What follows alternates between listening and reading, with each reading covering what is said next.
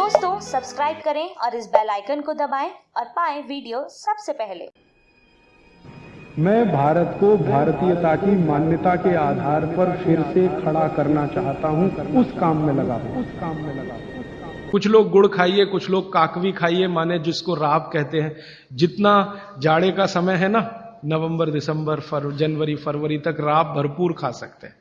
दही में राब खाइए, दूध में राब खाइए, हलवा राब का बनाइए, गुड़ का हलवा बनाइए, गुड़ दही में खाइए, गुड़ दूध में खाइए। अब गुड़ को दूध और दही में खाने का नियम है, वो बागभट्ट जी कहते हैं। वो कहते हैं जी दही में मिला के गुड़ खाया जाए, दही में मिला के गुड़ खाइए, दूध में गुड़ कभी मत मिलाइए, दूध में गुड़ कभी मत मिलाइए, दही में मिला के खाइए। तो दूध में कैसे खाएंगे जी? दूध में ऐसे खाएंगे कि पहले गुड़ खा लीजिए, पीछे से दूध पी लीजिए, या दूध पी लिया पीछे से थोड़ा गुड़ खा लीजिए। दूध में गुड़ मिला नहीं सकते, और दही में कभी भी बिना मिलाए मत खाइए।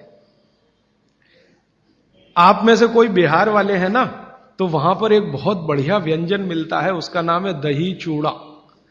दही चूड़ा ही कहते हैं, चूड़ा। ये मिथिला में मैंने खाया और ऐसा अद्भुत है जो दुनिया में शायद कहीं ना हो। मिथिला में, मिथिला माने एक एरिया है बिहार का, करीब 8-10 जिले उसमें आते हैं। उन जिलों में जब भी आप जाएं तो मेहमान को वही परोस के लाते हैं। तो मैं भी मेहमान जैसा ही रहता हूं, तो मुझे हर घर में दही चूड़ा मिलता है। तो वो दही डाल के लाते हैं, ऊपर से गुड़ डाल के लाते हैं, दही के ऊपर गुड़ रहेगा। तो मैंने कई बार कहा कि अलग प्लेट में गुड़ ले आओ, तो वो कहते हैं नहीं नहीं, आपको फिर खाना नहीं आता दही चूड़ा। तो पहले मुझे सच में नहीं मालूम था। अब जब ये मुझे पता चला बागभट्ट चिकित्सा का, तब मेरी अकल में आया कि वो सब बागभट्ट के चेले हैं। दही में गुड़ मिला के पहले से ही चिवड़ा पे रख के लाते।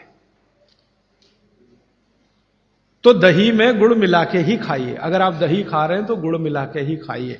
तो दही के कई दोष जो आपके लिए अनुकूल नहीं है वो भी खत्म हो जाते हैं। और दूध में गुड़ कभी भी मत मिलाइए।